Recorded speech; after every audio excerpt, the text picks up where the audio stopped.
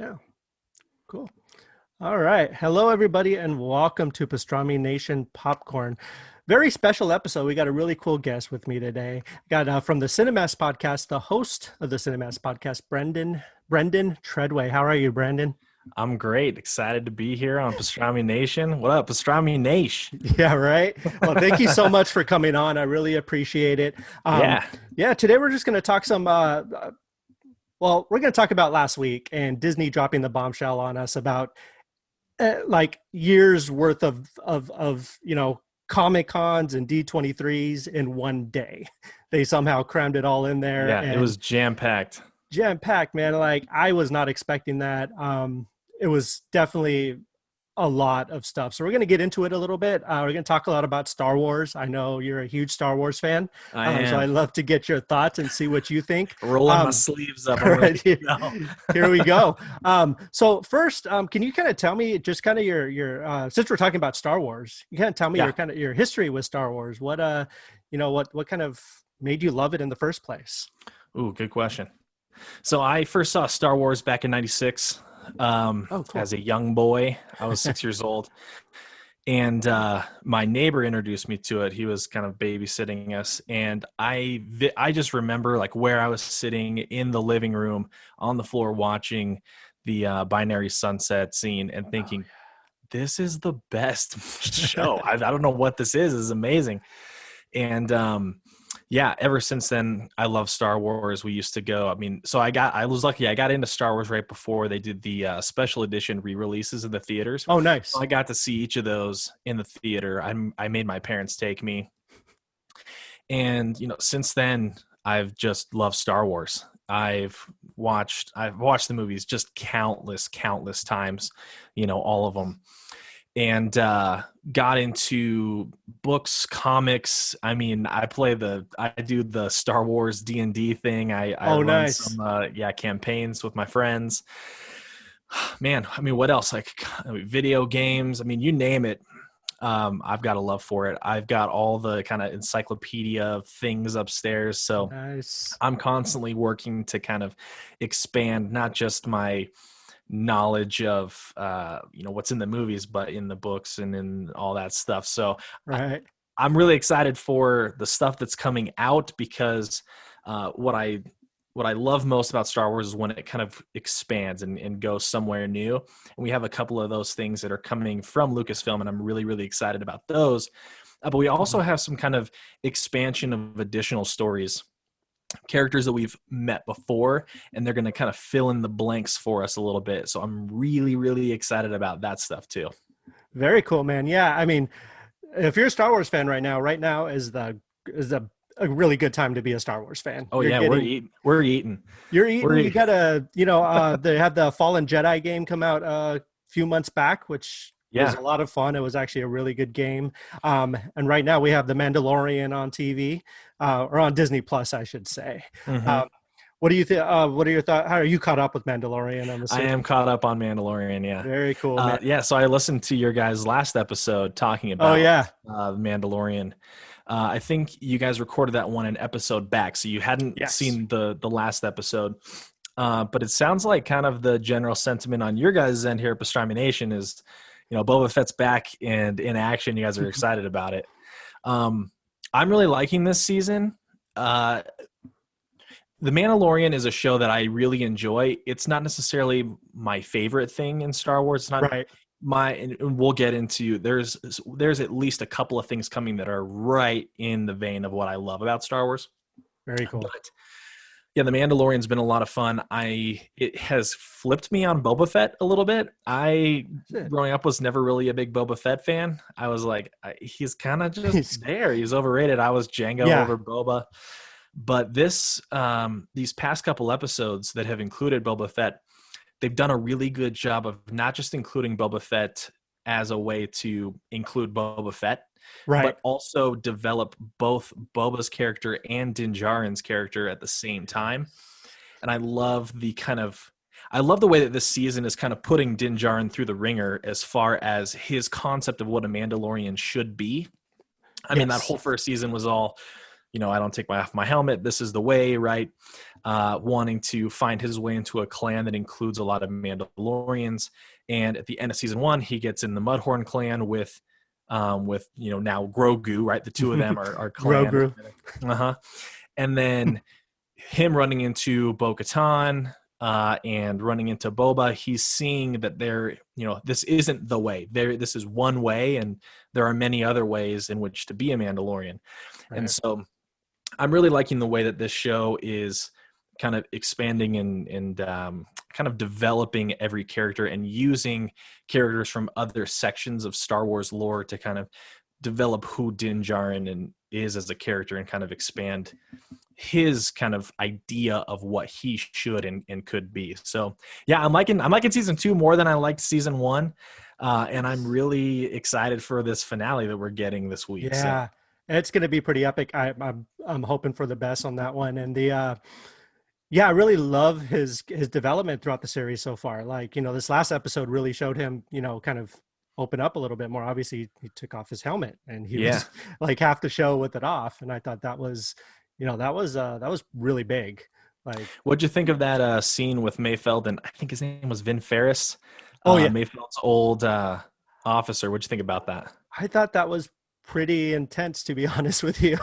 Yeah, I think that's one of my favorite scenes in the whole season so far. Yeah, and he's one of my I just kind of came across him the first time when Rob Zombie's 3 from Hell. Mm-hmm. And it was totally different experience seeing him. Like, I recognize him. Very different character. Very different character. I was like, wait, I know that guy from somewhere. I looked it up. I was like, oh, that's where he was. But yeah, Bill Burr is just, I'm loving him in the part. Bill Burr is doing. Yeah, I gotta say, I'm impressed with his acting chops. Yeah. I like Bill Burr as a comedian, right? And I know that he's done some voice work and he's done other acting. I mean, he was in The King of Staten Island earlier this year, and he was in season 1. Yeah, I thought it was fantastic. Yeah, I really liked how just in the sequence of them sitting there, you could tell the emotions that he was feeling. He did a really good job of conveying that without any dialogue. And yeah, it was such a good scene. You just, poor Din is sitting there like, come on, man, don't do anything stupid. Right? Get out of here. He just wants to leave and get out and finish the mission. And yeah. But I thought it was great though. It was a very intense and very it was a really good moment between the two. And I really enjoyed it. Yeah. Plus we got a seismic charge. Yes, we did. Yes. As soon as you hear Boba Fett's coming, you want to hear a seismic charge. Right. So exactly. Awesome. And I really do. Like, I was kind of in the same boat before. Like, I always thought like Boba, like the extent of how much I like Boba was about his outfit, obviously. Like, every kid wants to be Boba Fett, to an extent, wear that suit, wear the helmet. But like you said, this season has really, the last few episodes have really developed him into a character that I really like, as opposed to a character that was just kind of there and did his thing and became iconic, of course, but he really wasn't in it for too long. No, then he found his way into the Sarlacc. Yeah, exactly. Then he found his way into the Sarlacc. So yeah, anyways, Star Wars, speaking of Disney Plus, let's talk about Disney a little bit. And last Thursday they had their investor call meeting. They announced a lot of stuff. I think the basic consensus going into it, I think a lot of people just kind of figured they were going to announce a few things, Disney Plus, couple movies, and that's it. But they threw everything out on the table, said, this is what we're doing. This is everything we have coming over this has got to be at least 2 or 3 years worth of, if not a little bit more worth of material. Yeah. But they started their big presentation with Lucasfilm came out, and they started talking about all the Star Wars content they have coming to their platform, to Disney Plus mainly. And yeah, let's talk about those a little bit. Let's talk about what you're excited for and some of those things that you said that you were really, really interested in learning more about. So I have them listed here. So we'll kind of go down the list and we'll talk about them a little bit. So the first one I have on the list is the Ahsoka series. Now, are you a fan of the Clone Wars? Were you into Rebels and all the animated stuff as well? Yeah, so I love Star Wars animation. Rebels is my favorite piece of Star Wars animation, followed pretty closely by Clone Wars. So nice. Adding Ahsoka. So Ahsoka is in my top 5 Star Wars characters. I love Ahsoka. I have two daughters, and the goal was to get one of them named Ahsoka. Oh. So we had to settle. My daughter's middle names are Rey and Leia. But that's awesome. But if we get a third, I think I might be closing in on Ahsoka. We're running out of characters at this point. Right. So I'm really excited about this, the potential for the series. I'm in the camp where I didn't necessarily love her introduction in The Mandalorian. Right. For one specific reason. Well, I guess kind of two. So first, I felt like as I was watching it, I was enjoying the visuals. I thought that Filoni beautiful. on a visual from a visual perspective, her disappearing in and out of the smoke was gorgeous. But by the end of the episode, it felt like this was just a setup for something else. Right. Where is Grand Admiral Thrawn? I was like, my mom watches this show. She doesn't know who Thrawn is. So I was like, okay, this is clearly a setup for for another show or another storyline, whether we get it in a comic or a book or a game or another series, whatever. Mm-hmm. So glad that we're getting an Ahsoka series. I love Ahsoka. I want to see more of her. What I'm interested in is this: where is that series going to take place? So, have you've seen Rebels? I have. Yes. Yeah. Yeah. So we have the finale of Rebels that we know takes place post Return of the Jedi. Right. Yet we don't necessarily know how far after Return of the Jedi that takes place. Now, we do know that The Mandalorian takes place about 5 to 6 years after Return of the Jedi. So I'm trying to figure out, well, not just me, I mean, all of Star Wars fandom is trying to figure out, where do those two things kind of fall into place? It looks to me like The Mandalorian comes first, because we don't have, what many are calling Ahsoka the White, right? At the end of the finale, she's kind of got the whole Gandalf getup, but she doesn't have it here. So and she's also not with Sabine Wren. So I'm kind of figuring that this is pre the end of Rebels finale. Yet at the same time, I'm wondering why she's looking for Thrawn and not Ezra, or is she looking for the two of them at the same time? So I don't know. Yes. But I'm really excited for the series. I think it's going to be great. I imagine that we're also going to be getting a Thrawn casting soon, or at least before that. Yeah, before that starts filming. So I'm pumped. Give me an Ahsoka series. What do you think about Rosario Dawson as Ahsoka? It's tough. It's tough to take a character that has just been around in animation for so long, and not just 2D animation, but 3D animation, and just translate them into live action without it feeling, at least on some level, like it feels like cosplay a little bit. It really does. Yeah. I do know that there is a pretty vocal section of Star Wars fandom that takes umbrage of some of the, with some of her as a person, kind of some of her history. Yeah. Yeah. And I've kind of been tapped into that to kind of see what's going on. There's kind of this allegation around that she had assaulted a transgender person. Yeah. And so I know that the kind of trans community within the Star Wars fandom, and, even outside of the trans community, really kind of feels like that casting is kind of a bit of a slap in the face. Absolutely. Whether or not, it's kind of tough. How do you can cast someone? At what point do you find out that story? I don't know. But if we're just speaking within, what we saw on screen, I thought that she did a fine job. I think that the main problem with her for me was actually Filoni's direction in that episode. I just don't know if Filoni has the live action chops yet. His dialogue feels choppy. His pacing in some of the smaller, quieter moments felt a little laggy. A little bit off. Yeah. Yeah. And so I'm wondering if with another, and I imagine Filoni's going to be the one running this show as well. Absolutely. So I wonder if he's going to kind of get the hang of it a little bit more. Nothing against Filoni as a story runner, as a show runner. The guy is, next to none. Yeah. But I've got high hopes. Good. Yeah, I definitely think Filoni's going to take the reins on this one. I think he's going to try to do as much as he can right now in the Star Wars universe. But yeah, I think he'll kind of learn how to kind of balance that tightrope of kind of tighten things up a little bit for live action, kind of learn how it all works. And, as we know, so it's all just kind of a learning curve, and he's but he is an excellent storyteller, and he's a genius, he knows what he's doing. And he obviously, his Star Wars intellect is incredibly high. Amazing. Yeah. Like truly amazing. And that's why, George Lucas was so confident in him that he just kind of handed a lot of stuff over to him. So yeah, I'm excited he's on board with all this stuff. Speaking of animation, the Bad Batch. I think it's a really cool idea. My son actually kind of had to explain a little bit to me about it.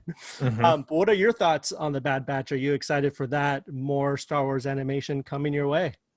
Yeah, I'm excited. I didn't necessarily love their episodes in this last season, the final season of the Clone Wars. But I think that the promise of the Bad Batch is actually better than what we got. And so I'm excited to see how they kind of move that forward. It looks like we're going to have kind of a lot of moral gray areas, because at this point, the Bad Batch are going to be working within the confines of the Empire now. Right. And so, how do they navigate the morality of what they're doing against, citizens of the Empire, right? Also cool that they're working in some other characters. We saw Fennec Shand from The Mandalorian in that trailer. So I'm really excited about, what the Bad Batch has to offer. Nice. Very cool. Yeah. So let's go back to The Mandalorian real quick. I just kind of want to talk about that. Do you feel like it's becoming to the point, like you were saying, your grandma, my dad has never watched the Clone Wars or anything like that. Do you think that's a good thing for the series, or do you think it'll kind of hinder it kind of in the long run, as far as longevity and as far as people watching? Because like I have friends who are like, I have no idea who Ashoka Ren is, but Got it. So you're talking, let me make sure I'm getting your question right. So you're asking, by introducing characters from other medium, are we essentially raising the bar of entry into something like The Mandalorian too high? Yeah. That's a very fair argument to make, and it's one that I made after that Ahsoka episode. Right. I was like, you're bringing in Grand Admiral Thrawn now, and especially in the way in which that line was conveyed, made it feel like to someone like my mom or my brother who does not do anything outside of live action. It makes it feel like you're coming into the middle of a story rather than like you've been there from the beginning. All of a sudden there's this new character introduced that clearly characters know who this Thrawn guy is, yet I have no idea. So I think that there's a danger in that, but I think by having an Ahsoka series, you also kind of welcome in and say, all right, we introduced this, we increased the barrier of entry. Well, now here's another kind of channel so that you can pick up on this story. I'm worried, I guess you could say long run, but so much of Star Wars fandom has kind of turned into how much encyclopedia knowledge can I bestow on other people, for better or for worse, right? Where someone says, I mean, how many conversations have you had with someone? I've had a couple where someone goes, I don't know who this Ahsoka person is that was on Mandalorian last week. And I was like, oh, well, that's Anakin Skywalker's Padawan and this and that. Now, you didn't necessarily need to know that for that episode, but when you drop the name Thrawn in the way that it was done, the way that line was delivered, very clearly that's a character that that people should know. Yeah. Yeah. It did. And really. So I think that's the danger, but it seems like they're trying to work around that now. Yeah, I think they're doing a good job. I mean, they're not making it like the heart of the story or anything. It's not like, it's the plot, and I think that's, I think people will hopefully go see these other things, go watch the Clone Wars, go watch Rebels, and check it out and stuff like that. So, so that'll be cool to see where everything goes with the Ahsoka series and the Bad Batch. So let's talk about the Rangers of the New Republic. I honestly have no idea exactly what this is, to be honest. Okay. Just because it's been so long since I've heard of them before. But what do you know about that? Are you kind of caught up with the Rangers of the New Republic? So this seems to me that this is so this is a spinoff of The Mandalorian, and we got a little hint of this when that rebel pilot handed Cara Dune. Cara Dune is now a Ranger of the New Republic. Right. So I kind of imagine that this is going to be a Cara Dune centric series. With that in mind, I'm not super excited about this. And the reason for that is that I'm not super interested in Cara Dune as a character. I think that the best parts of her are actually she doesn't show up enough for me to really have a developed sense of who she is outside of she's a rebel shock trooper. Now she's kind of a renegade. She doesn't want to rejoin. And so, I mean, that's just kind of like what she's been, is just like the heavy on the series. Right. Yeah. Where, I mean, outside of that, I don't know if that's enough to care. I mean, acting chops, no. No, I'm sorry. She's not that good of an actress. No, she's not. Carrying a whole Star Wars series. So I am optimistic, but as of right now, that's probably the least interested in any of the announcements for Star Wars that I am. Oh, it's understandable. Yeah. I think a lot of people kind of have the same reaction. Talking to people about stuff that they announce, it's everything else but that, pretty much, that I've heard. Yeah. And it's not quite my cup of tea yet. We'll see what more they have to say about it, though. Yeah, exactly. And who knows? I mean, it could be the next Mandalorian. Who knows? Who knows? Who knows? I'm open to it. Right. So Lando, let's talk about Lando a little bit. Now we don't know a whole lot about, which Lando this is going to be. We've heard a little bit. I obviously I'm a fan of Billy D. Lando, but I'm also a huge fan of Donald Glover as well. Yeah, and what's interesting is they didn't mention any cast on this, so we don't even know if either of them are returning. So exactly.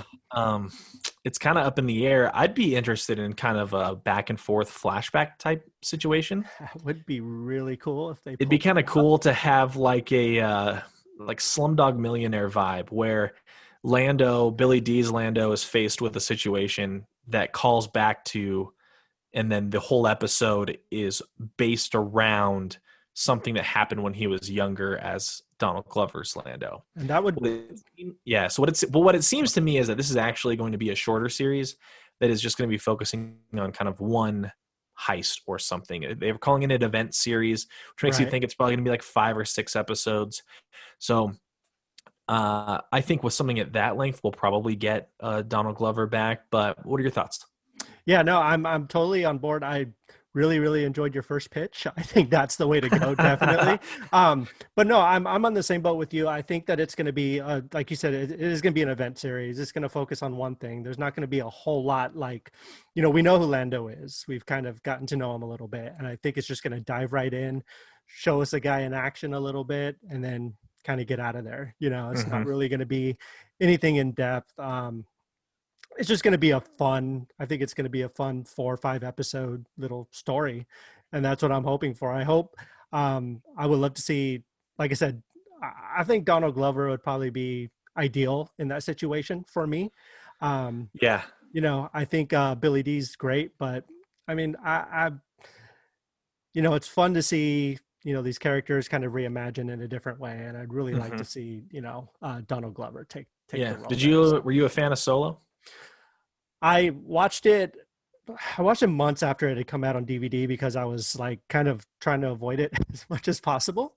I love Han Solo. I love the cast. I love everything about it. I'm not a huge fan of knowing too much about certain people, if that makes sense. So it's like, it just gave me too much. Like, I like to think of Han Solo as this mysterious figure. Like, I don't know much of his history. I know it's in the books and stuff, but I'm fine not going back and reading the books, having that aura of imagination there. But I watched it and I was actually pretty impressed by how much fun it was.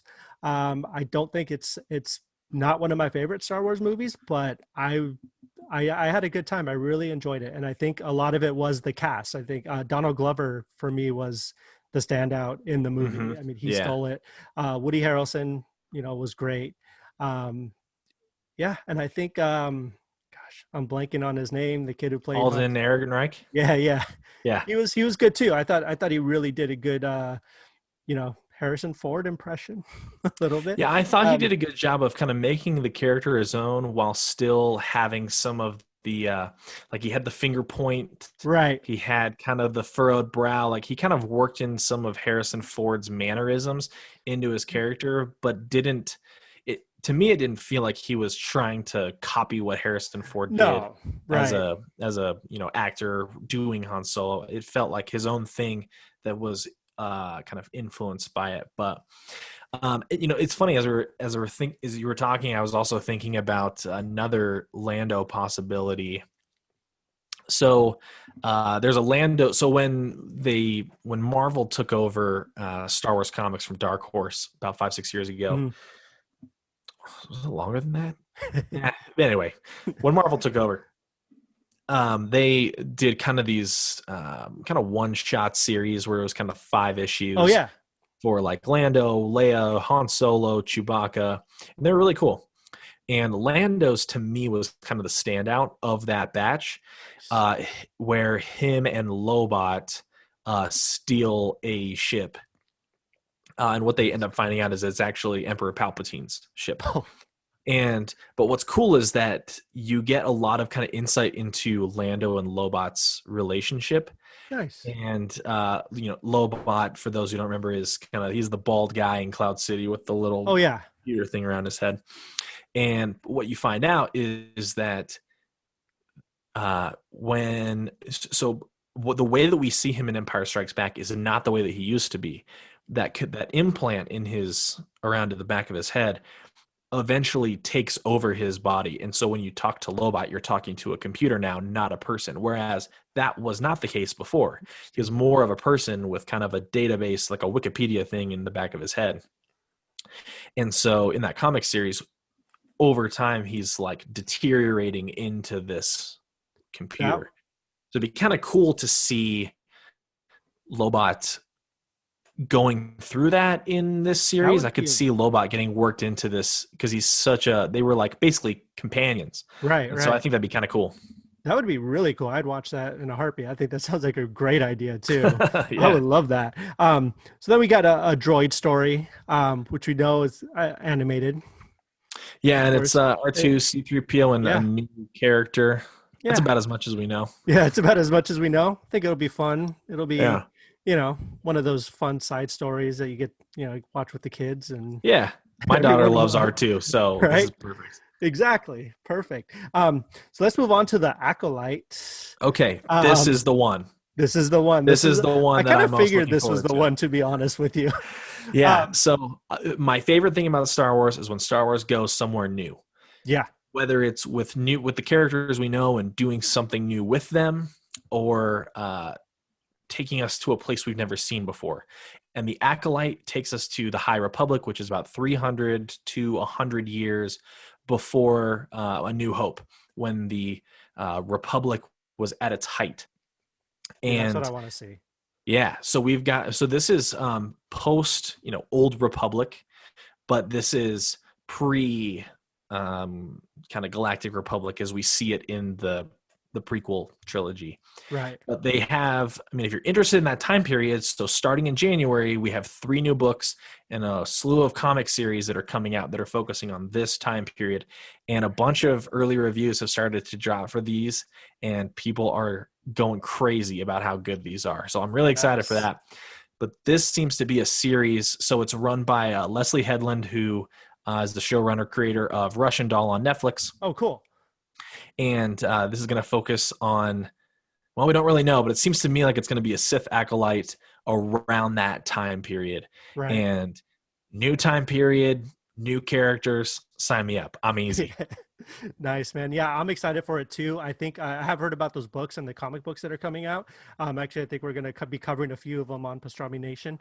But I'm excited to check those out and learn about them and kind of learn more about this time period. It's a cool period that I don't really know a lot. We haven't really touched it.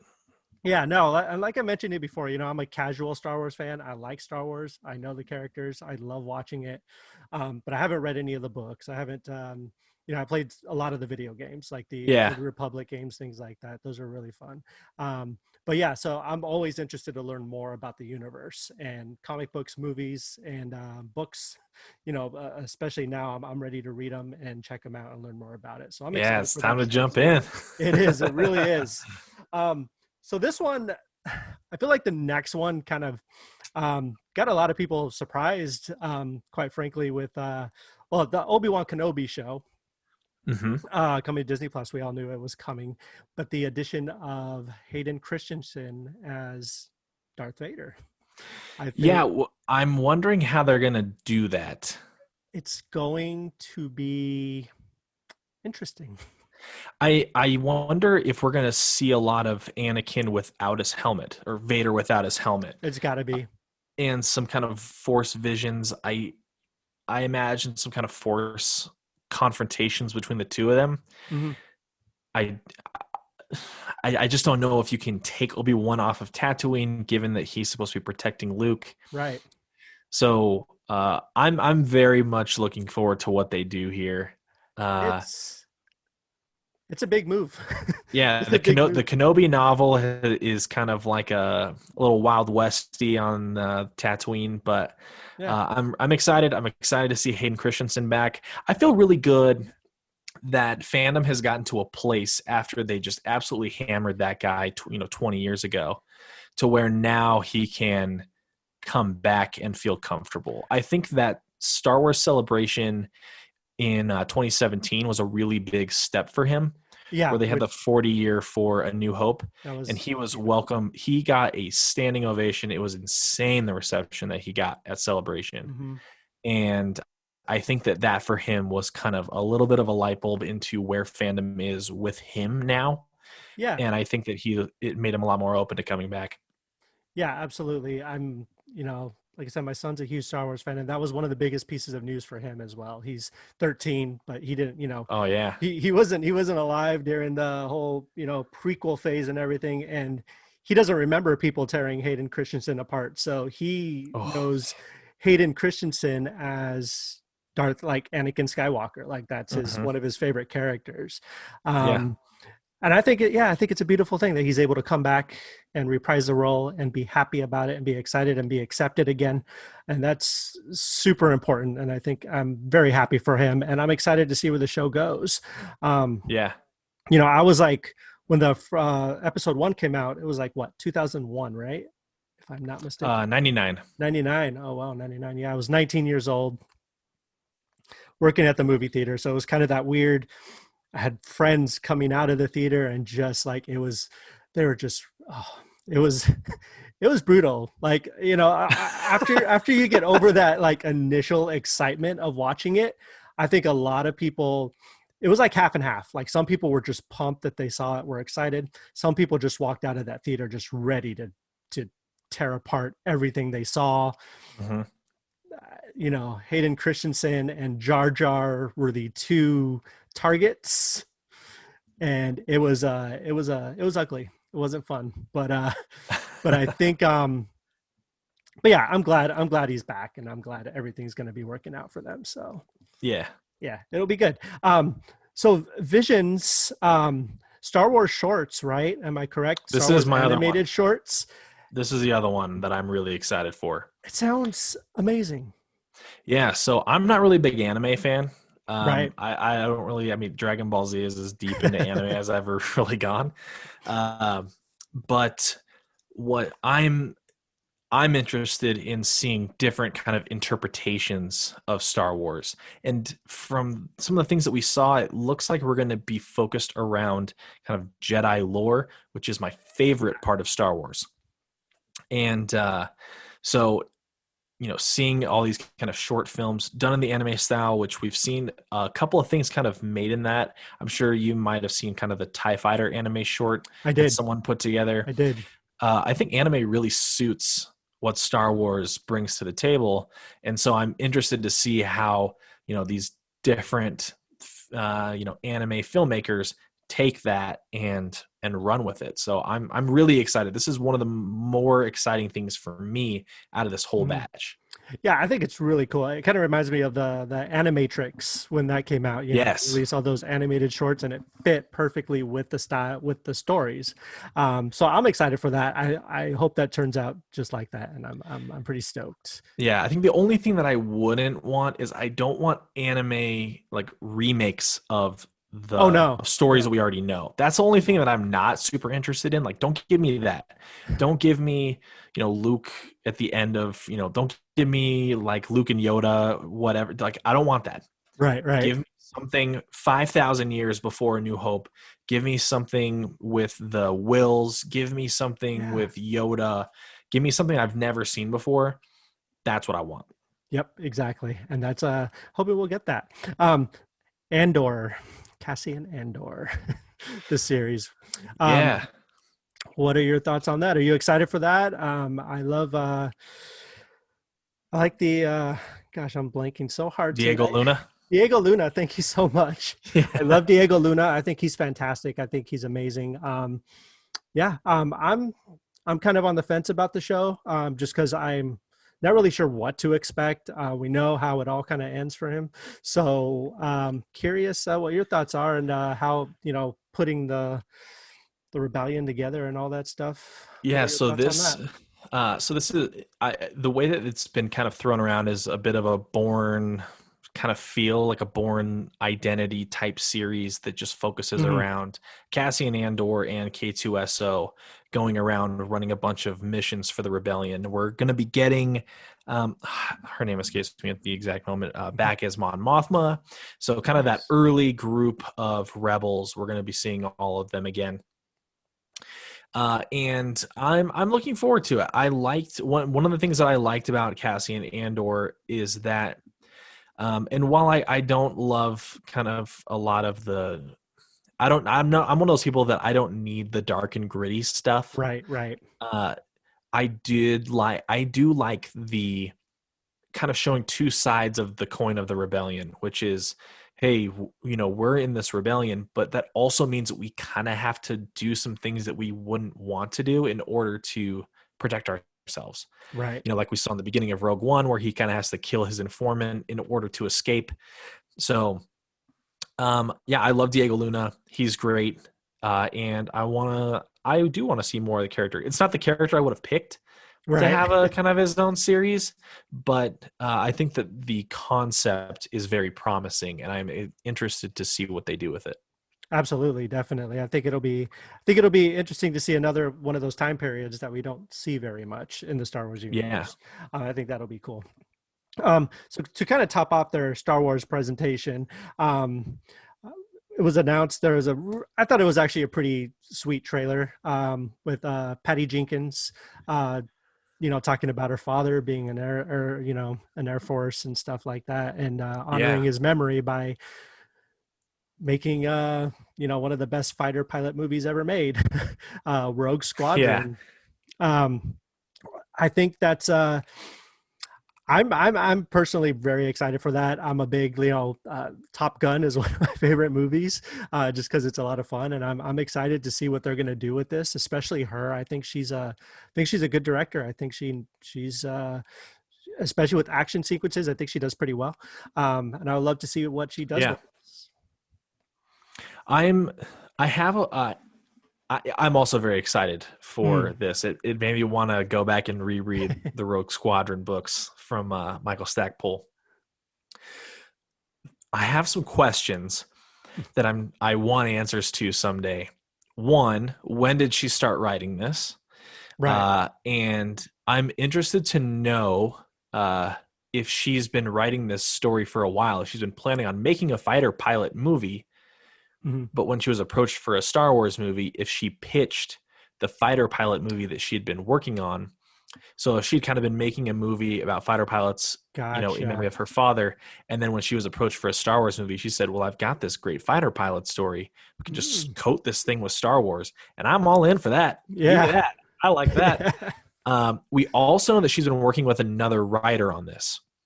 Right. And there are questions around what that means. So one thing that I've seen floated around as a possibility, I think this is actually an unlikely possibility, but a possibility still, is that we do know that Rian Johnson's trilogy of movies that was announced back in 2017 is still on the slate.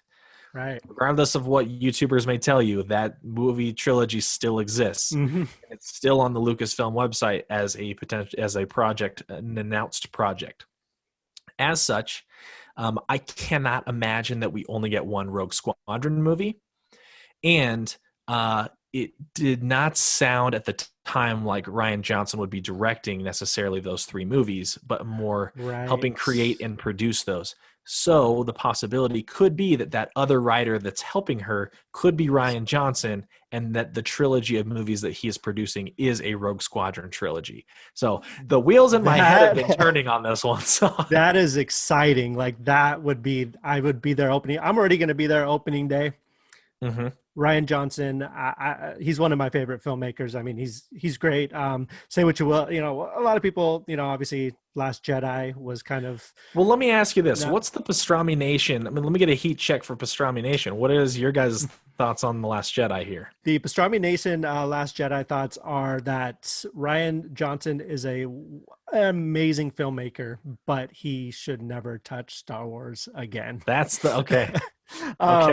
So, but hey, I'm kind of in the middle camp there. Like, I love Rian Johnson. I do kind of feel like he brought us something different, and I feel like people wanted something different, just not that different. Interesting. Yeah. It's funny. We're recording this on the 3-year anniversary of The Last Jedi. It came out 3 years ago today. We are. That is right. Well, I guess, I was sitting in the theater 3 years ago today. Yeah. That's crazy. Yeah. I was there too. We were there opening day. That's crazy. I didn't even realize that. Yeah. But what are your thoughts on The Last Jedi? You could, well, I don't know now. You know what? No, you're fine, man. You're safe. The Last Jedi. Yeah. The Last Jedi is my favorite Star Wars movie. Oh, is it? Okay. Yeah. I think that it's everything that I want from Star Wars. Cool. You talk about, he took things in new directions.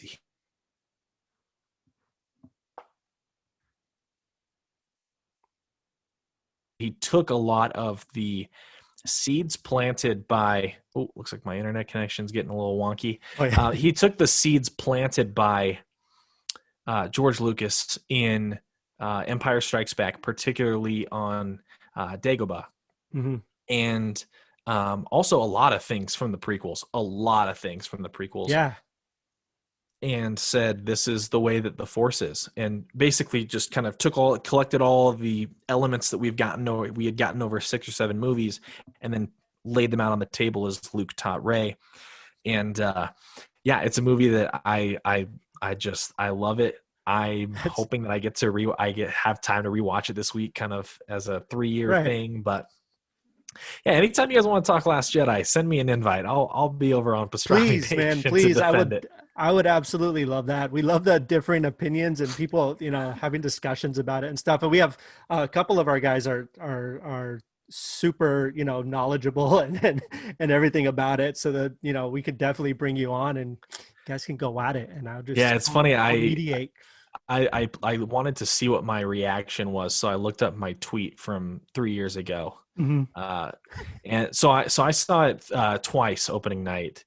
Nice. I saw it, and then I drove across town. I didn't even have time to get on Twitter. I just jumped right into the next showing. And so, but I remember my reaction the first time walking out. I was like, ugh, man, I don't know about that one. It was so not what I expected. And then I saw it a second time, and then my tweet that I found from 3 years ago was, that might be the best Star Wars movie ever made. So anytime you guys want to talk about it, I'd love to come back on.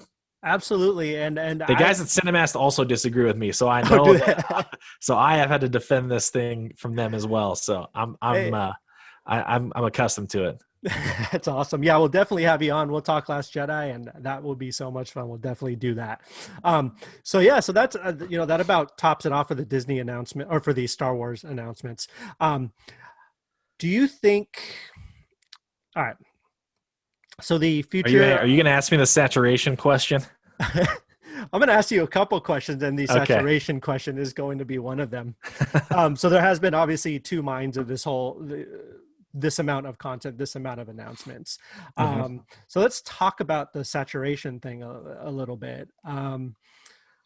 I don't know if I think people in my life personally are getting a little bit burnt out on Star Wars. So when obviously someone like, like I've said, my son, he loves everything, feed him anything Star Wars and he's a happy boy, But then you have someone like my dad, who, when I talk about Star Wars, his first reaction is, oh, is this one going to be good?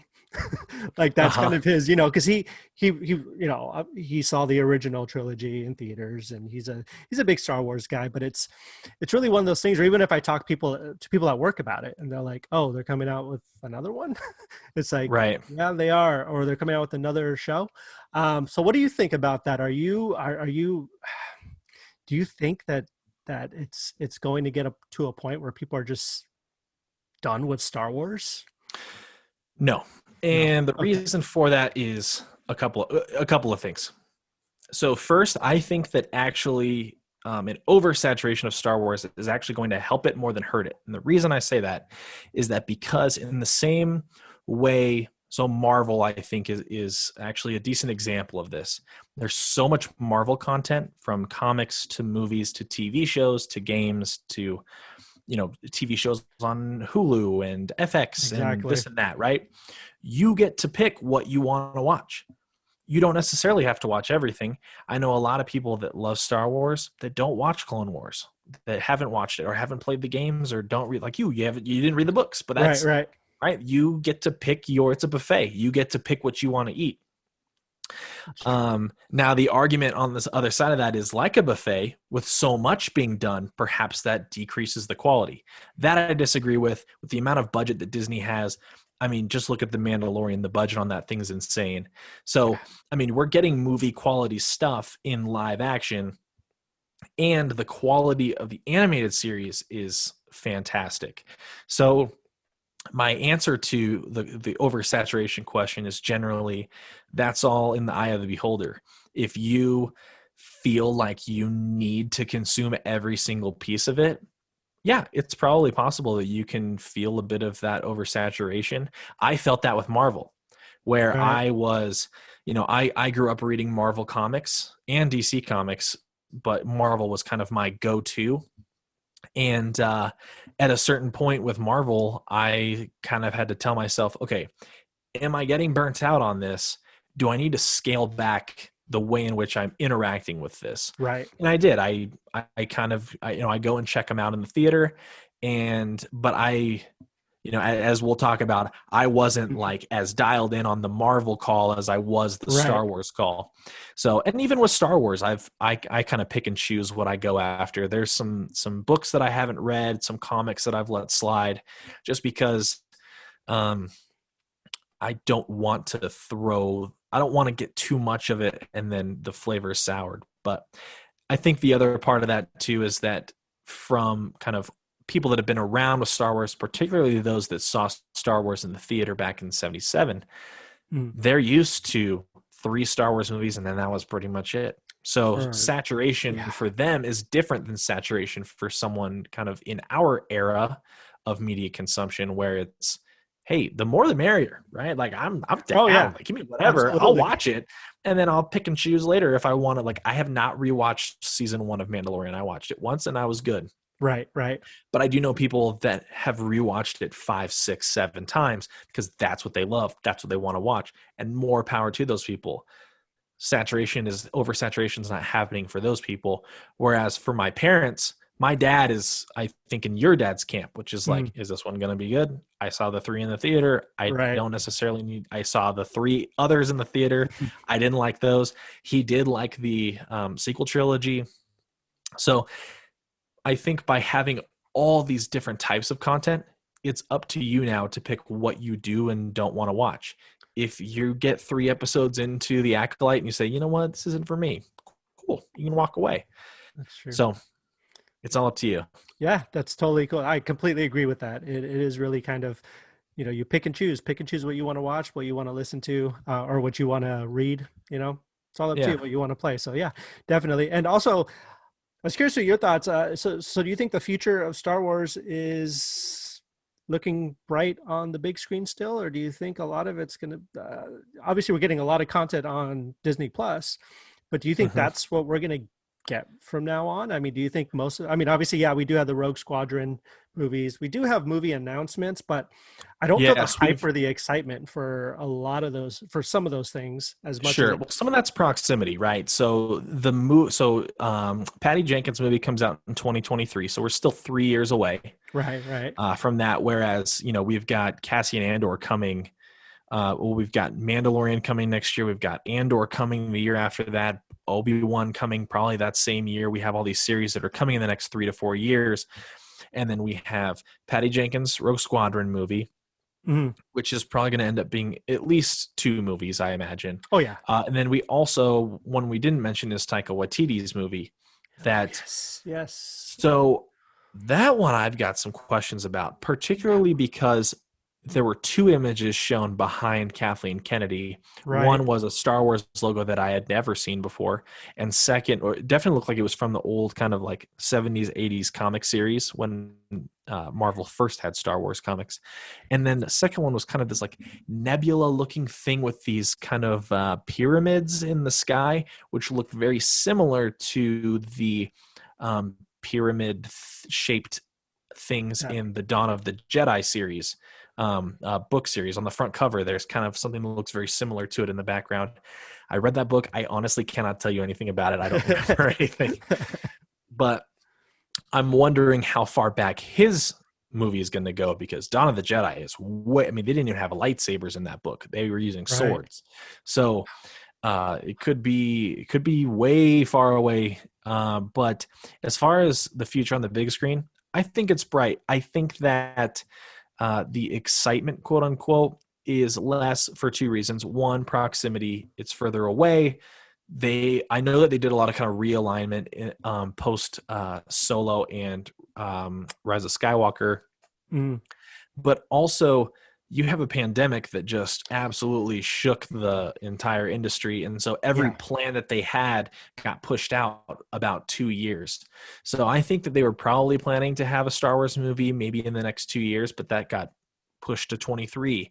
And I think that time is probably 25. So I think that it's bright. It's just that we don't have a good insight into it because it's so far away, and they're wanting us to focus more on the present rather than 5-6 years down the road.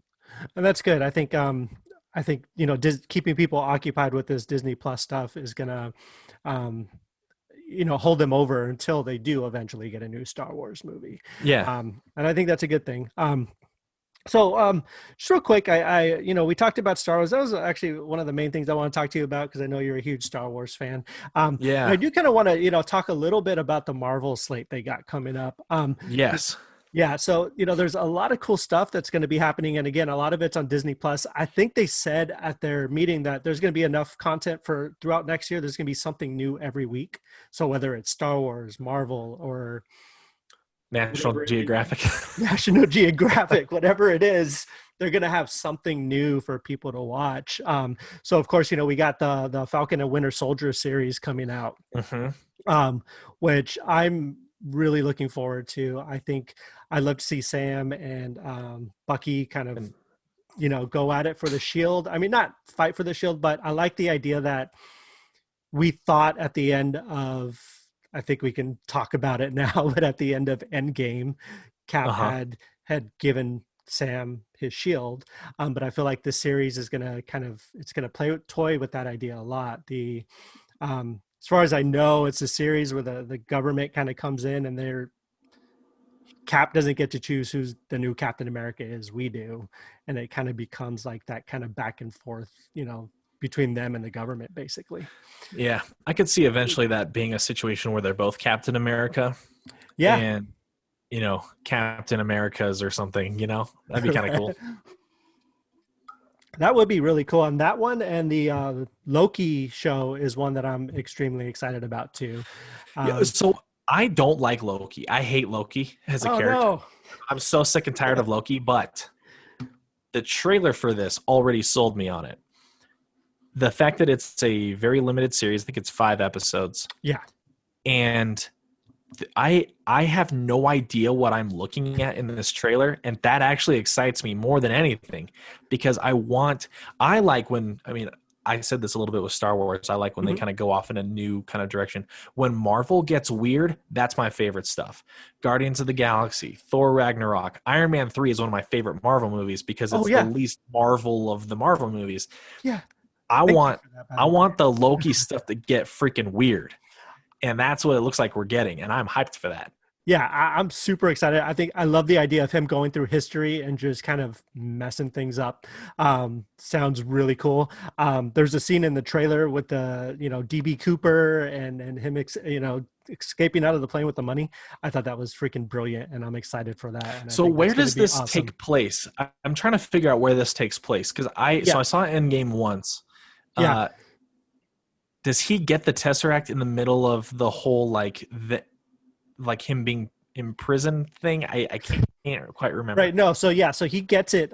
So there's that scene where they're all they go back to New York, and they're in that part where they first capture him from the first Avengers movie, and they're taking him downstairs, and they're trying to get the Tesseracts for the stones before Thanos gets them. Yeah. And that's when they get into that fight in the lobby. Loki is tied up. He's bound. He something happens. The Tesseract falls out. He's able to grab it real quick and just disappears out of sight. So from there, it kind of takes him to wherever he lands. We don't know exactly where that is, but it's kind of this whole time travel thing. So it takes place during everything else kind of going on. And then how did they get the Tesseract back in Endgame? Yeah. So they get another one. Yeah, they did get another one. Because there was, I'm trying to remember, but there was. That movie was like 3.5 hours long. Oh man, I think I have to rewatch, but I know they get it again. They do get it again. And that was the time stone, which, takes them through the time and stuff like that. I don't remember exactly how they got it again, but I think this show has a super cool concept. I'm really excited for it, and I think it'll be a lot of fun. So the one I'm looking forward to the most, or one of them, is WandaVision, which comes out in a few weeks. Again, it looks freaking weird, and that's what I'm here for. So, and I've heard people talking about, you are not prepared for what this show is, and to me, that's just a ringing endorsement for what I want to see. Yeah. Same here. It looks so bizarre and strange, and I'm all here for it. And like when you said, when Marvel goes weird, they go weird, and I'm totally on board for it. Taika, when he came on and did Thor, like it got weird and crazy, but super in the weird, best possible way. Yeah, it was great, and it really reinvigorated the character of Thor. People, that's when I really, the first 2 movies I thought were pretty good. I'm not as big a hater on the Dark World as some people, but it's still not his best moments. Right. But yeah, Ragnarok totally changed the thing, and it was super weird, and I'm excited for it, and I think it's going to be great. So yeah, so there's a whole list. There's the Ironheart series, which is cool. Tony Stark, Junior Tony Stark basically, but she's a Riri Williams, super cool character. I'm excited to see her again, or I'm excited to see her in television form, which will be really cool. Secret Invasion. Yeah, this was kind of a rumored. People thought this would kind of end up being its own movie, or maybe kind of be the basis for Captain Marvel 2. But now it's cool that we're kind of getting our own series with Samuel L. Jackson and Ben Mendelsohn. With Nick Fury and Talos, so I'm down. I'm totally down for that as well. Hawkeye looks pretty cool. Haley Steinfeld, I think she's great.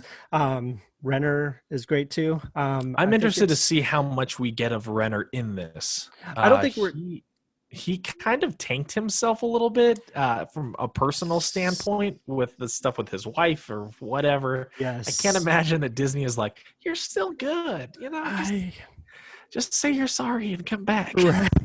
I really hope that Disney sees that and they're kind of like, hey, you should probably just step back a little bit. We'll make this work. And I mean, who knows? I mean, from the set pictures and stuff that we've seen so far, obviously he's going to be in it, but we just don't know to what extent or what. Yeah. So that'd be cool to see.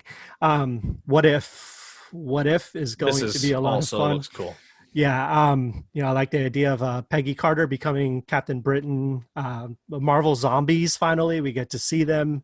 I don't know how much we'll get to see them. Hopefully it's a whole, they're going to be like, what, 25, 30-minute episodes, Yeah, so, probably. And that would be great to see him there. And then there's a Moon Knight, which had Oscar Isaac attached. I believe So is that confirmed, or was that still kind of like he's in talks? He's in talks. It's one of those things, where like everyone's reporting it, but it's not, it's not set in stone yet. It's just like that guy gets work. He's got a good agent. Dude, he's a Solid Snake in the Metal Gear movie coming up. That's right. I saw that too.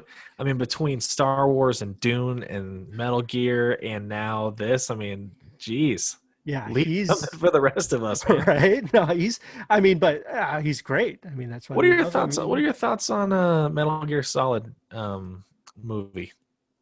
I think I'm kind of torn. It's super hard to make a good video game movie, as we've noticed. I love the games. I think that Solid Snake, I think he's a great character. I don't know how well he's going to translate to live action without just being another kind of typical paramilitary guy. You know what I mean? Like, yeah. I mean, some of the fun of the Metal Gear games is the fact that they're kind of goofy.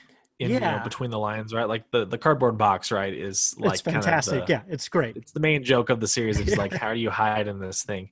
Right. But also some of the stuff in those games. So that's one of my favorite game series. Oh, it's great. Yeah. And some of the stuff in those games, I just don't know how you translate that to the screen.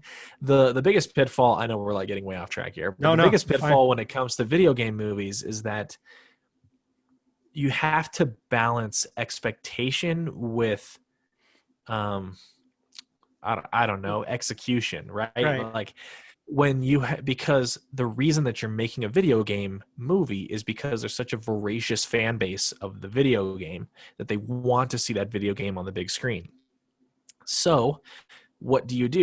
Do you just recreate the exact same story that's from the game, or do you try and deliver something new, whether it's a new storyline or a new spin on some of those things? And we kind of got that a little bit with the Tomb Raider movie, where they kind of had based it on that newer kind of Tomb Raider reboot. I thought that was decent. It's probably one of the better video game adaptations we'd seen in a while. I'm a huge Tomb Raider fan. I played all those games. I think it's one of my favorite game series as well. I think they did a really good job. It's not too bad. I'm personally one that does not want a Halo movie. So Halo is my favorite game franchise. Right. And I don't need to see the exact same story played out on the big screen. And I don't need that. I know that there's been talk about a Halo series from Steven Spielberg that's been around for like 15 years now. Wasn't Peter Jackson attached at one point too? I think so. I mean, anyone you can think of. So, I mean, I'm down for a series. I think I'd particularly enjoy a series about like the ODSTs rather than Master Chief, or maybe some other Spartans. But like, leave Master Chief alone. Let him just be his own thing. But anyway, Oscar Isaac. He's in everything now. He's great. But I did want to bring up one more thing, since we were talking about video games. I don't want to get too off track, but I'm a huge Assassin's Creed is my all-time favorite video game series. Yikes! How'd you like the movie? that was but see that's the thing. It's like some of these have potential for such great storytelling. Like the games are so epic, and like it's like turning something like BioShock into a movie. Like there's so much potential. But it wouldn't. Oh, did you read the script treatment that was put out for the BioShock movie? I did. That sounded so good. It actually sounded amazing. It could have been incredible, but they synced that one. I mean, literally, Yeah, literally. Yeah, literally synced it. But I know Netflix is doing a TV series of Assassin's Creed. Oh, Assassin's Creed, yeah. Yeah, which I think will be cool. I think you need that series vibe to kind of get through the story. I'm interested to see how well that works out, because I wonder how much of the success of the Witcher series is based on the fact that those are books first, rather than a video game, and this is still being based off of a video game. Right. So, and I've never played a full Assassin's Creed game. I've played like maybe 40% of Black Flag, and then I don't think I've played much of the other ones. I have all of them. I own them all, but I just have never played them. There's so many of them. I don't know where to start. So many. They're massive. They're huge. The last two games in the series, Odyssey and Valhalla, which I'm playing through right now, just massive. Like just huge maps. Just great. But anyways, let's get back to Disney a little bit. Yeah, Disney is not doing an Assassin's Creed series. No, they are not, which I don't know. I might be all right with that. So we have Armor Wars, which sounds really cool. Okay, what is this? Is this supposed to be like a nightmare thing? So what it is it's, Tony Stark's worst fear come true. People, the tech gets in the wrong hands, and essentially the bad Iron Man versus the good Iron Man, basically what it becomes. So you have Rhodey, War Machine. He kind of is the leader of it all, of the good guys, and they have to take down the baddies. Cool. So when I was in college, my buddy came up with this idea called Iron Avengers, where Iron Man made a suit for every Avenger. That's cool.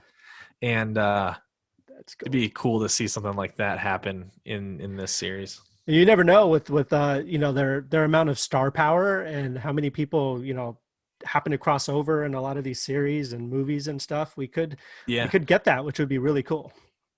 And we got She-Hulk with Mark Ruffalo's coming back. Tim Roth is coming back, which really surprised me. I thought Disney was kind of done with that iteration of Hulk. Yeah, they've got Tatiana Maslany coming back. Yes, Tatiana Maslany.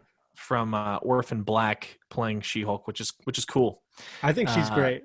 Yeah, cool to see her get more work, especially kind of I feel like when people come into the Marvel universe, kind of their careers like explode. Oh yeah.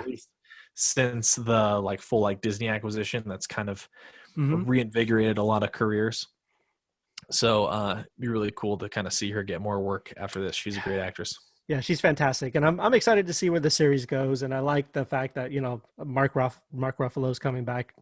I think that would be really fun. Miss Marvel, Kamala Khan, which I think is super cool. I'm a huge Kamala Khan fan. I think she's great. Her and Miles, they're still fairly new characters in the Marvel canon, but they're two of my favorite. I honestly wish I had these characters when I was a teenager, because they're just great characters, and I'm super excited to see a Kamala Khan live action. Yeah, Kamala Khan's character is she's perfect for what Marvel needs, especially when it was kind of coming out of if you've read comics for a long time, that we kind of had this period where I call it the Dark Knight effect. I don't know what else to call it, where everyone was kind of getting dark and gritty, and we had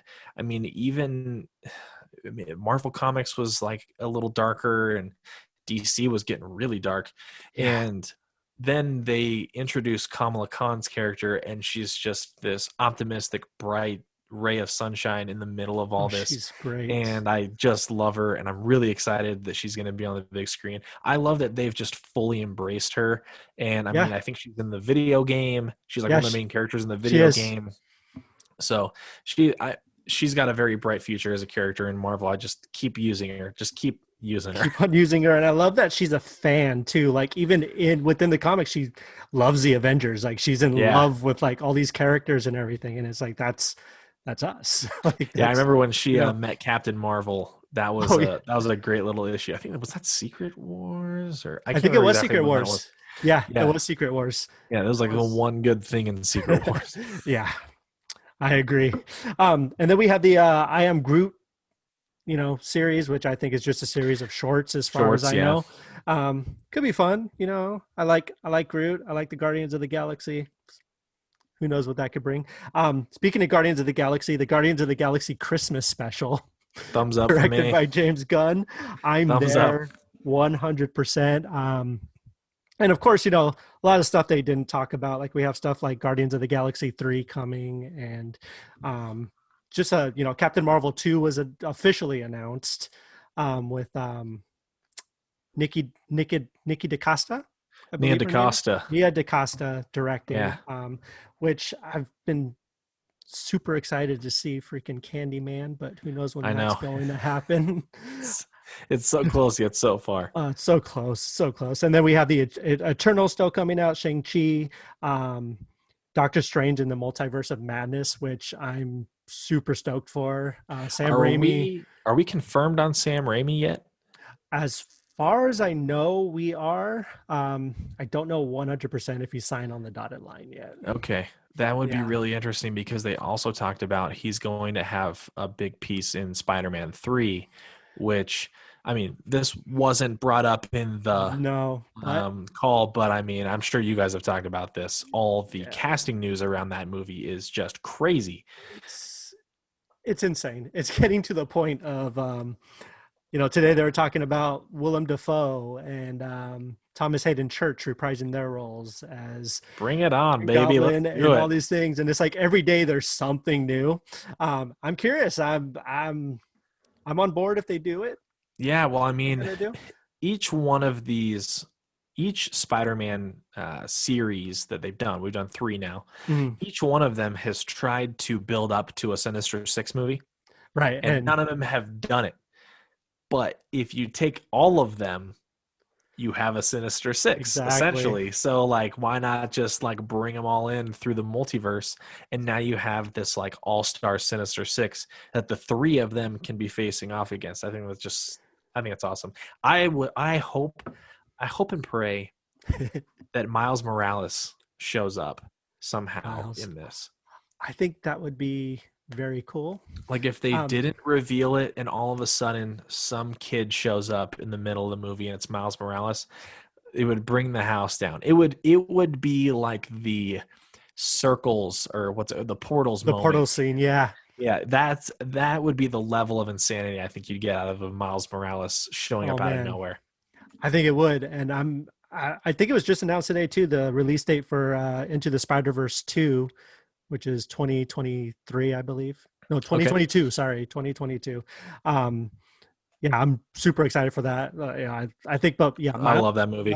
The Into the Spider-Verse is incredible, and I think we just watched it again the other night, and it still just blows my mind just how great it is. Yeah, it's so good.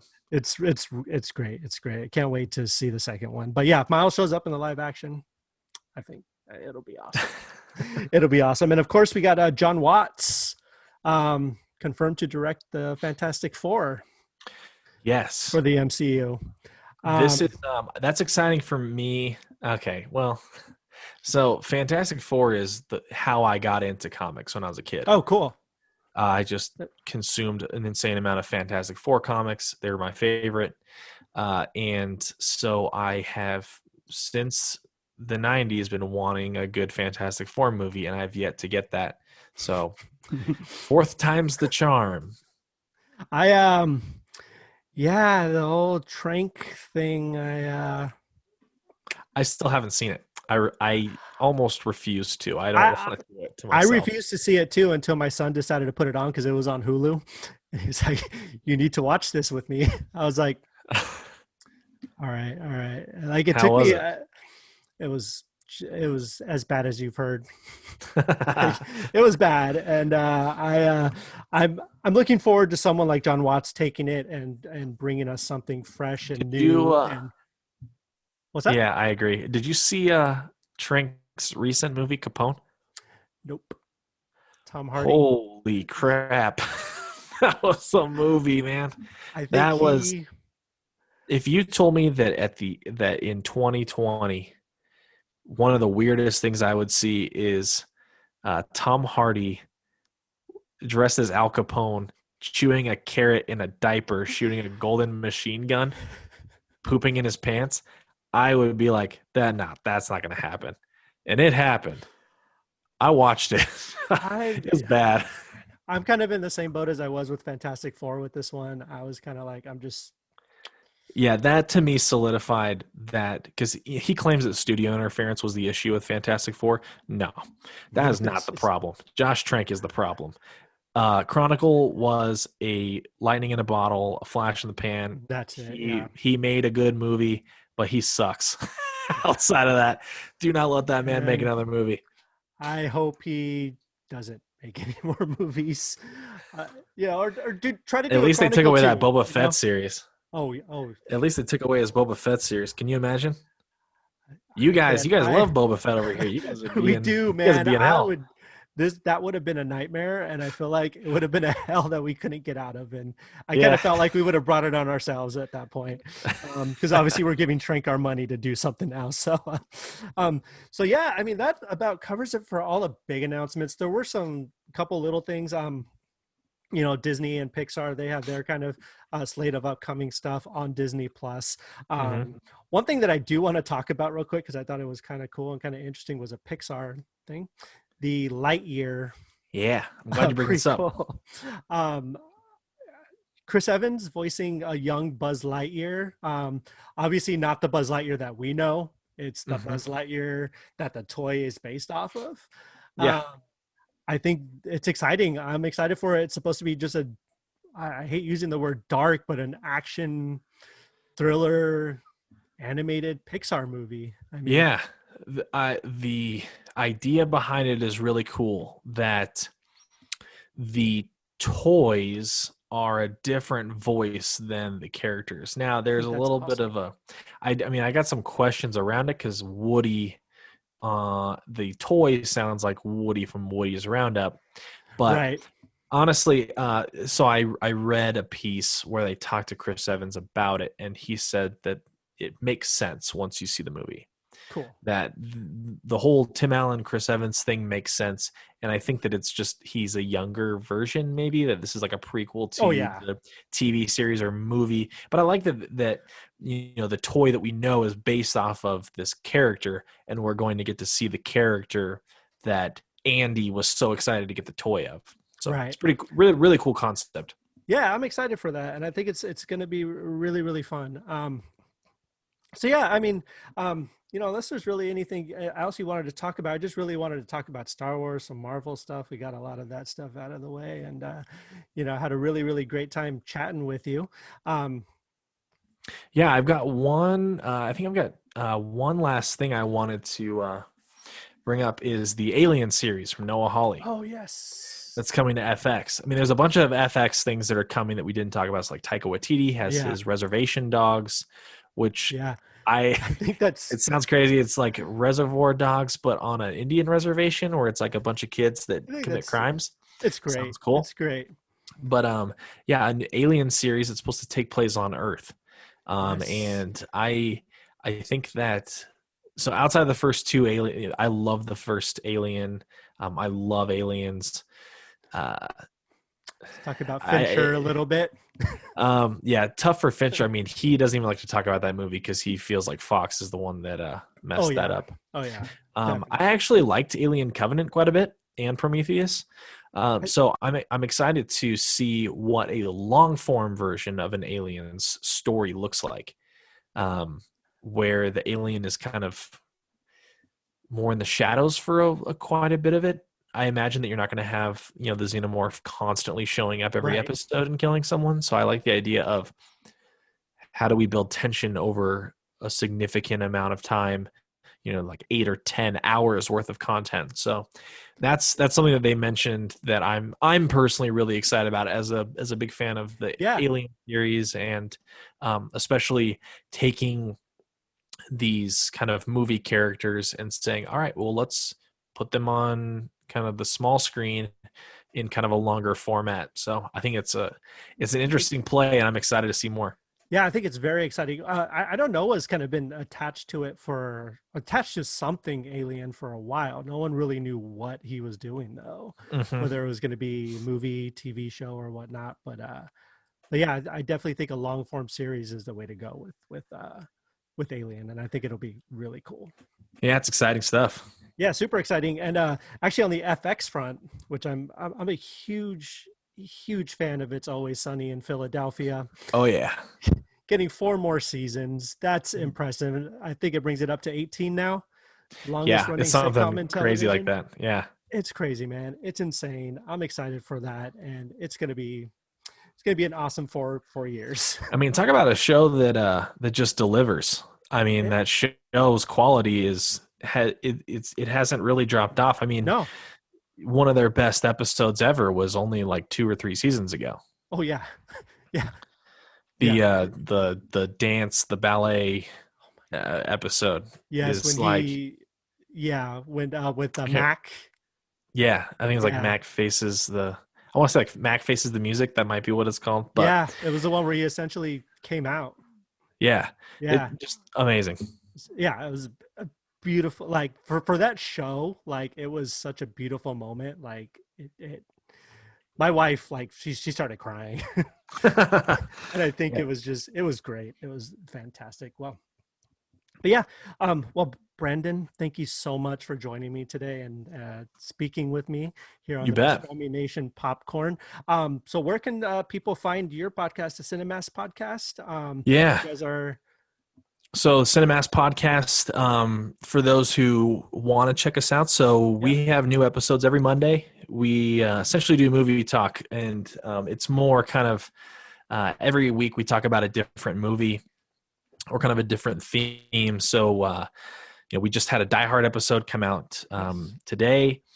We've talked everything from we did Pride and Prejudice. We've done, let's see, we've done Die Hard, Pride and Prejudice, Up. Really like your V for Vendetta episode. Yeah, V for Vendetta. We did that one right around the election. We do a lot of top 10 stuff. So we've done like top 10 Christopher Nolan movies before Tenet came out. We've done top 10 summer movies. We just had our top 12 Christmas movies come out.